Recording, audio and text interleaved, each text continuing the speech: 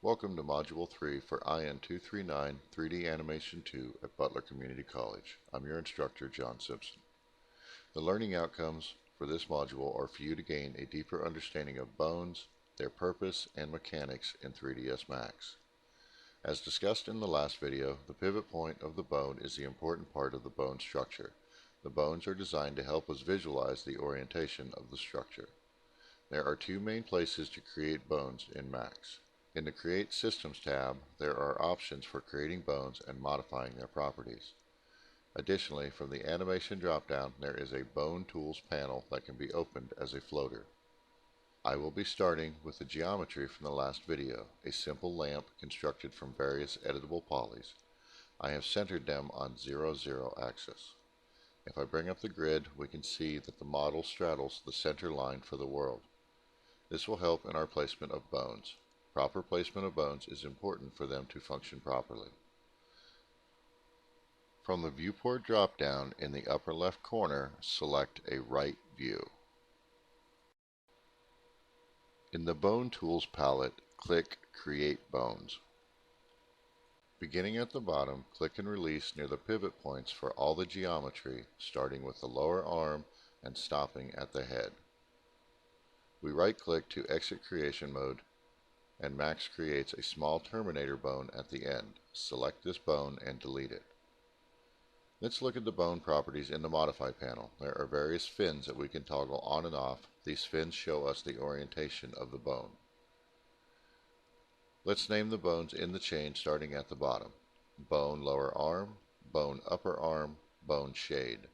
It's always best practice to name all your objects with logical names.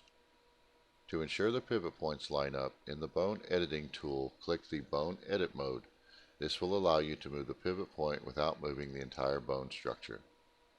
Create a large dummy object and align it so that it matches the geometry of the base of the lamp. Name this Dummy Base Controller.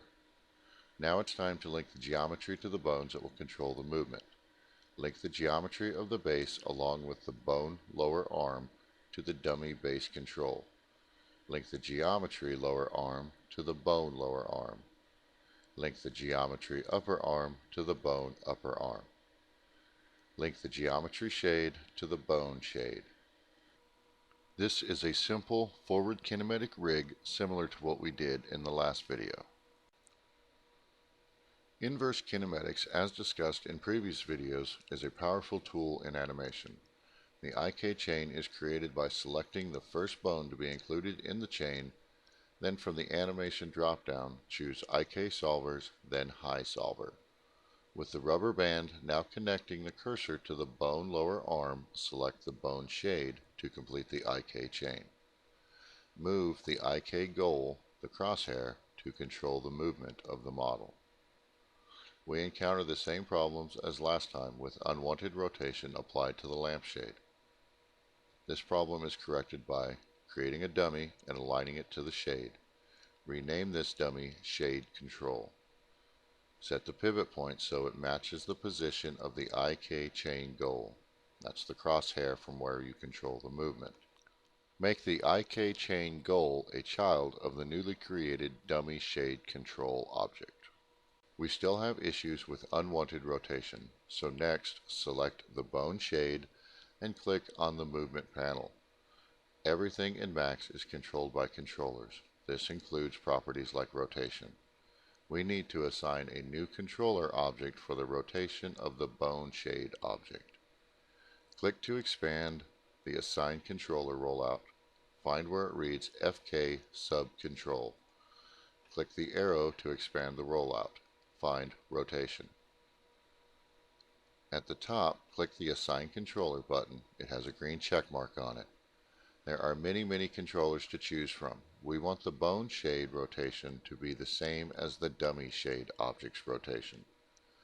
In other words, I want to constrain those properties, so I choose the Orientation Constraint as the new controller. Once assigned, open the Orientation Constraint rollout. Click the Add Orientation Target button then select the dummy shade control.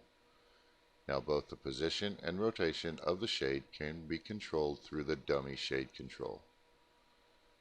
If we look at our model now, we will see we have independent control over the base and the shade of the lamp. Creating a final dummy to link the base and shade control dummies to gives us 1 point of control for the entire model, with secondary independent controls for the base and shade. All other elements of the model can be frozen or locked down on layers, leaving only the 3 dummy control objects. Alright, that's it for this video. I encourage you to practice the methods here both with and without bones, and to explore both forward kinematics and inverse kinematics for your animation solutions. In the next module, we will begin exploring character modeling, and that will lead us to rigging said character in the coming weeks. If you create an image or an animation that you are proud of, then please bring them to class to show off. This is for the esteem of your classmates and kudos from me, your instructor. No points will be awarded for doing this, and it will not count for the in-class assignment that you are expected to do. It will, however, prove to me that you are serious about learning this tool and provide you with much needed experience in the program. Happy animating!